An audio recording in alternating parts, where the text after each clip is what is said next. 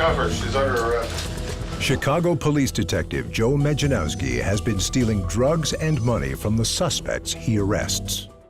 What happens when those sworn to protect us turn into the very criminals they vowed to fight? Watch as corrupt cops react to receiving life sentences that will leave you stunned.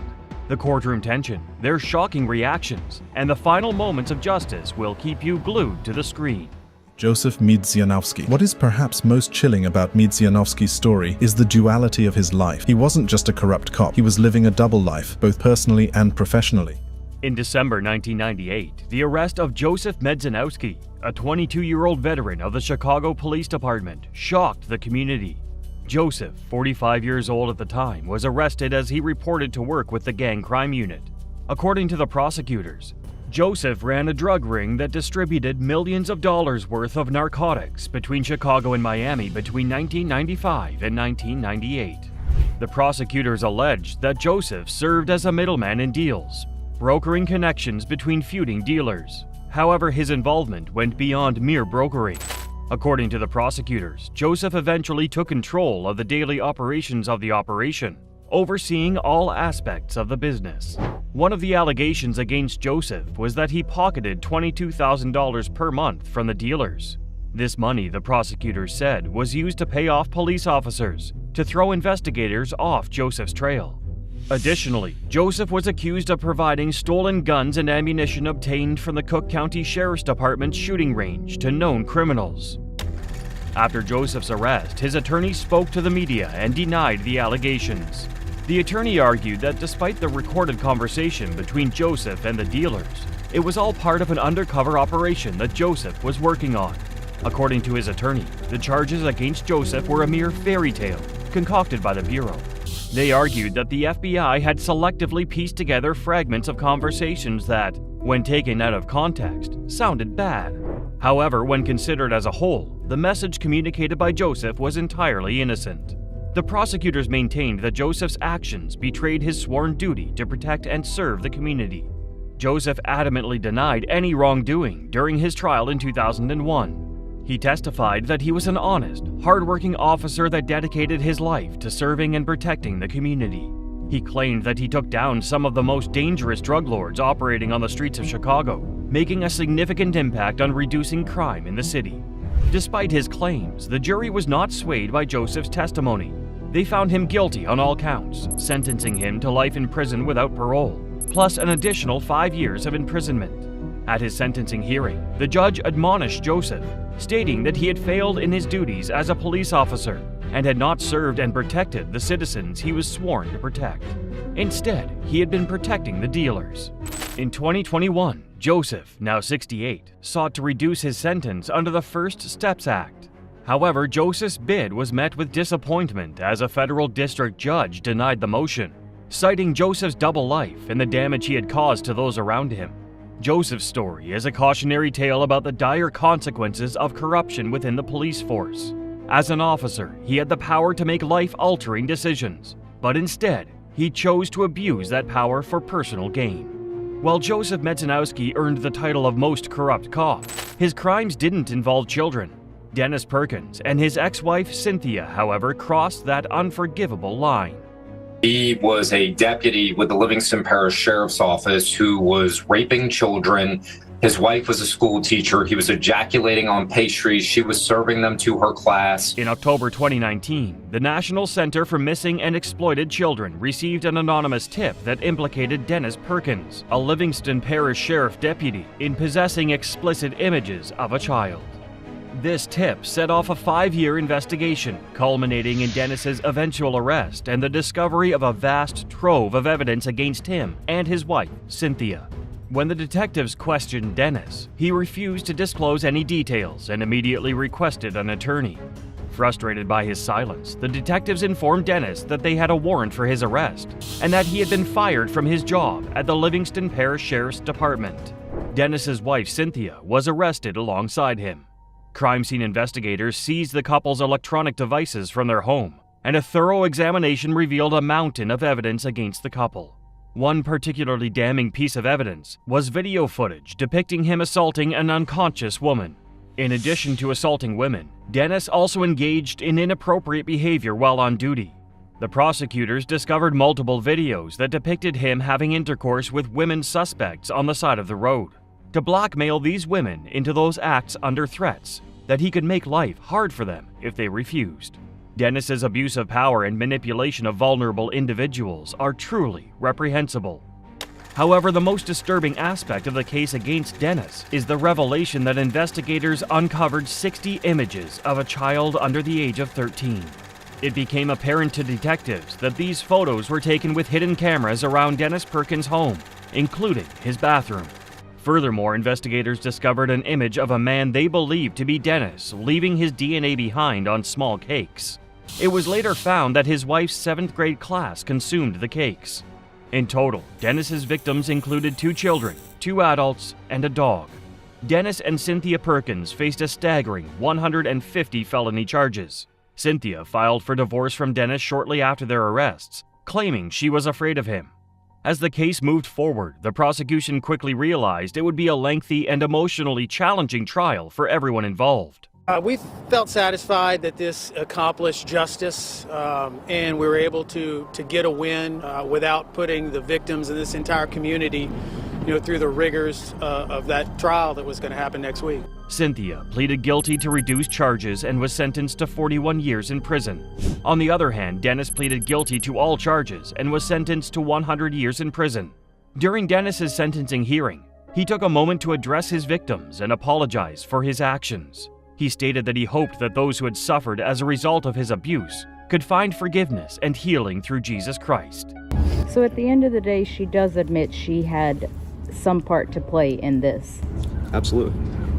One woman had the opportunity to give a victim impact statement during the hearing. She called Dennis sick and said his actions were deplorable, expressing her relief that he would be out of power and unable to harm others. The woman expressed her satisfaction that he would be spending the rest of his days behind bars, adding in a sarcastic tone that she sincerely hoped he would have a nice life in prison. Dennis Perkins committed unspeakable crimes, but he didn't take a life. The same can't be said for these corrupt Atlanta officers, whose actions led to the tragic death of an unarmed 92-year-old woman in 2006. On November 21, 2006, in Atlanta, Georgia, a group of police officers led by officers Jason Smith, Greg Jr., and Arthur Tesler arrived at the home of a 92-year-old woman named Katherine Johnson. The officers, dressed in bulletproof vests and equipped with riot shields, approached Johnson's residence with a no-knock warrant. As they made entry into the home, the officers announced their presence before stepping inside.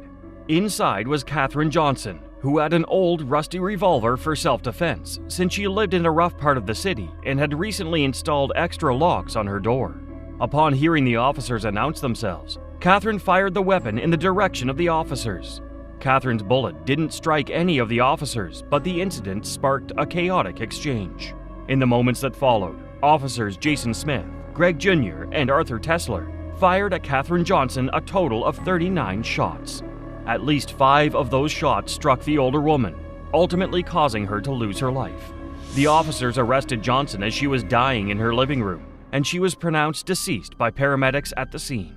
The tragic shooting of Katherine Johnson sparked outrage and debate in the community, highlighting the ongoing tensions between the police and citizens. It was later revealed that Jason Smith had planted 3 bags of cannabis in Katherine Johnson's home. According to court reports, the 3 officers conspired to create a false story to deceive homicide detectives.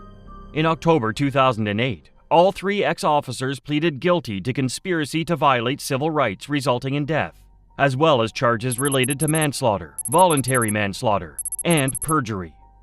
The officers testified that at the time of the shooting, they were under a lot of pressure from their superiors within the Atlanta Police Department, which led them to fabricate evidence and lie.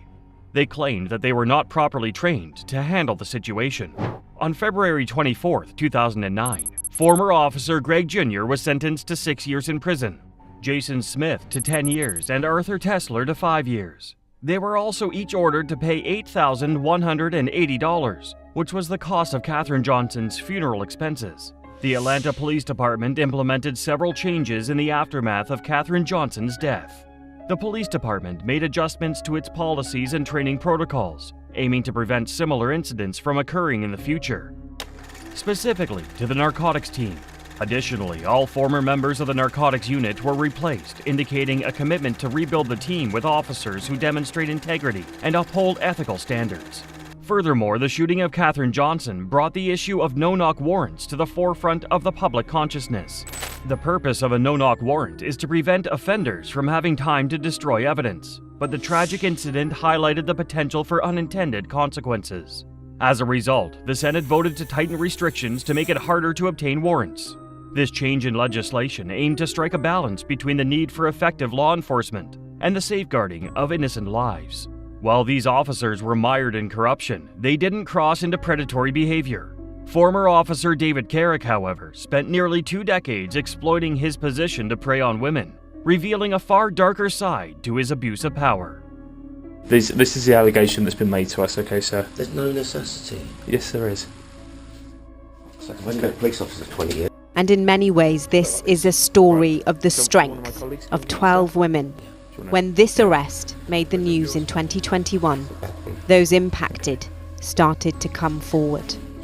By day, he wore a badge. By night, he was a predator. His story is a stark reminder that monsters can hide in plain sight, even behind a uniform.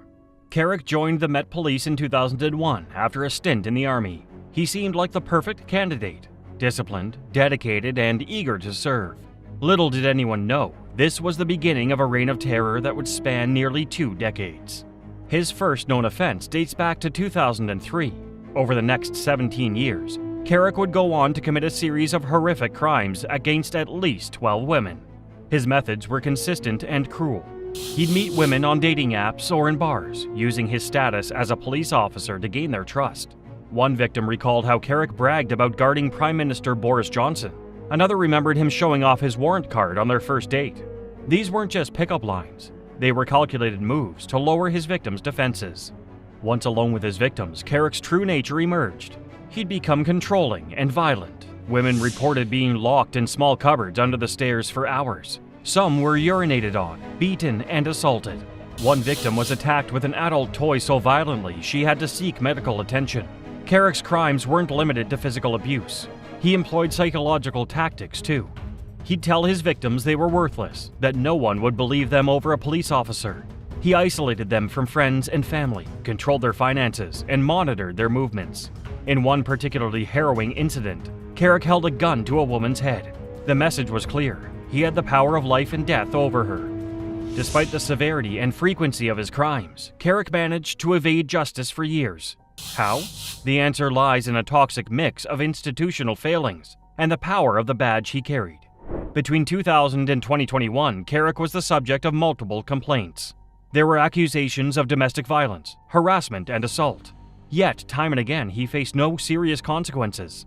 Internal investigations were dropped. Criminal complaints didn't make it to court. He was accused of harassing an ex-partner. No action was taken. Over the next 6 years, he raped several women. In 2021, everything changed. A woman came forward with an allegation against Carrick. This time, the complaint stuck. As news of his arrest spread, more victims found the courage to speak out. The floodgates opened, and the true extent of Carrick's crimes began to emerge. The investigation that followed uncovered a pattern of behavior so shocking it sent shockwaves through the entire Metropolitan Police Force. Detectives pieced together a timeline of abuse spanning nearly 2 decades. The sheer scale of Carrick's offenses was staggering. As the case built against him, disturbing details about Carrick's personality came to light. Colleagues described him as cocky and a womanizer. He was known to brag about his sexual conquests, often in degrading terms. In retrospect, these were red flags that had been ignored for far too long. The investigation also revealed Carrick's fascination with weaponry. Beyond his service firearm, he owned a collection of legally held guns. This arsenal added an extra layer of intimidation to his interactions with victims. By the time the case reached court, the evidence against Carrick was overwhelming. DNA evidence, witness testimonies, and digital footprints all pointed to his guilt. The man who had hidden behind his badge for so long was finally exposed. Now let's rewind to January 2023. Carrick stands in the dock at London's Southwark Crown Court. The air is thick with tension. Victims, their families, and fellow officers pack the room. As the charges are read, gasps echo through the courtroom. Each count feels like a punch to the gut for those present. 49 charges, 24 rapes, crimes spanning 17 years. Each detail is more horrifying than the last. Carrick used his position to gain trust, then shattered it in the worst ways possible. The courtroom listens in stunned silence as the prosecutor outlines a pattern of behavior so twisted, it's hard to comprehend. But how did he evade justice for so long? That's where this case gets even darker. Carrick's job as a firearms officer in an elite unit gave him a shield of authority. He wasn't just any cop. He was part of the Parliamentary and Diplomatic Protection Command. This prestigious position allowed him to brush off complaints and intimidate victims. As the prosecutor speaks, eyes dart between Carrick and the judge. The former officer stands motionless, his face a mask of indifference. But the courtroom? It's a powder keg of emotions. Anger, disgust, and a deep sense of betrayal fill the air. Victims' impact statements cut through the silence. Words like monster and pure evil hang in the air. One survivor describes feeling worthless. Another speaks of nightmares that never end. A third recounts how Carrick's actions destroyed her faith in the police, the very institution meant to protect her. I don't trust the police anymore. My anxiety now affects all aspects of my life, and I struggle to go anywhere on my own. What happened to me broke me. I was whipped, urinated on, and locked naked in a cupboard. I was told I was worthless and would be better off dead. The weight of their pain is obvious. Some in the courtroom weep openly. Others clench their fists, barely containing their rage. The collective trauma in the room is overwhelming, a testament to the far-reaching impact of Carrick's crimes. Before we begin, Alice's hands tremble. This is so hard for her, but she's clear about why she's sharing her story. I didn't want to be known as a rape victim. Then, a twist. Carrick's own lawyer paints a picture of a broken man, claiming childhood trauma led to his crimes. The courtroom bristles. Is this an explanation or an excuse? The defense argues that Carrick's upbringing in an abusive household warped his view of relationships. They point to his alcoholism and depression as mitigating factors. But for many, these arguments fall flat. The prosecution quickly counters, reminding the court of Carrick's calculated behavior. This wasn't a man out of control, they argue, but one who carefully selected his victims and used his position to silence them. As the judge prepares to deliver the sentence, the atmosphere shifts. This moment, years in the making, will determine if justice truly prevails. The words come like hammer blows. This makes a total of 36 life sentences. The minimum term you will have to serve before the parole board can think of releasing you is 30 years, 239 days. But the story doesn't end here. As Carrick is led away, whispers start. How many others like him are still out there? How deep does this problem go in the police force? The case has exposed serious flaws in the vetting process for police officers. Carrick had faced multiple complaints over the years, yet remained on the force. This revelation sends shockwaves through the criminal justice system. Calls for reform echo beyond the courtroom walls. He was vetted again and passed. In 2019, he allegedly assaulted a woman in Hertfordshire. He got a mild reprimand and the matter was dropped. In the days following the sentencing, public outrage grows. Protests erupt outside police stations. Demands for accountability reach fever pitch. The Met Police, already under scrutiny, faces a crisis of confidence. We can't rely on the police to protect us from violence against women, which is one of the most prevalent crimes in our society. Political leaders weigh in, promising investigations and changes. But for many, these words ring hollow. The damage to public trust is deep and may take years to repair. All I can say is, I'm sorry that we've let you down. The media frenzy surrounding the case brings other victims forward. Women who had stayed silent, fearing they wouldn't be believed, now find the courage to speak out. It becomes clear that Carrick's case, as horrifying as it is, might just be the tip of the iceberg. Support groups for victims of police abuse see a surge in calls. Mental health professionals warn of the long-lasting impact on not just Carrick's direct victims, but on public perception of law enforcement as a whole. Legal experts begin to re-examine old cases, looking for signs of similar abuse of power. The ripple effects of Carrick's crimes spread far and wide, touching every corner of the criminal justice system. As the dust settles, attention turns to prevention. How can we stop another David Carrick? Proposals range from enhanced psychological screening for officers to independent oversight committees. But implementing these changes proves challenging. met with resistance from some within the police force itself. The case also sparks a broader conversation about power dynamics and consent. Schools and universities update their curricula, emphasizing the importance of healthy relationships and recognizing abuse. David Carrick's years of predatory abuse were horrifying, but corruption wears many faces. Our next case involves Michael Dotro, a former police officer who crossed the line in a way that will leave you stunned. The sentence to be imposed in this particular case is because Mr. Dotro, through his conduct and his admissions, spanning from 1998 to this year, represents the worst that we can possibly expect from someone in our society. Michael Dotro, a police officer, harbored deep resentment towards his superior deputy chief, Mark Anderko. He was frustrated by the chief's decision to rearrange his shift times and order him to undergo an evaluation with a clinical psychologist, following the 11th excessive force complaint against him. In retaliation, Michael Dotro decided to take matters into his own hands. Late at night, as Mark Anderko and his family slept peacefully in their home, Michael Dotro carried out a chilling act of violence. Michael intentionally firebombed Mark's home, causing extensive damage to the property. Miraculously, everyone managed to escape alive, narrowly avoiding what could have been a tragic loss of life. Michael Dotro was arrested and taken into custody, facing an array of criminal charges. He had been accused of cyberbullying a woman who worked in the police department, slashing her tires, using the department's computer to access information illegally, and possessing marijuana and paraphernalia in his police bag. Furthermore, it was discovered that Michael had prohibited weapons in his possession, including a blackjack and brass knuckles. The prosecutor at Michael Dotro's trial delivered a powerful opening statement, calling the defendant's actions a disgrace to the oath he took as a police officer. According to the prosecution, during the hearing, Michael showed no remorse and offered no apology to his former superior, Mark Anderko, whose entire family was victimized. During the sentencing hearing, the judge handed down a stringent punishment. Michael was sentenced to 20 years for attempted murder and 10 years in prison for aggravated arson.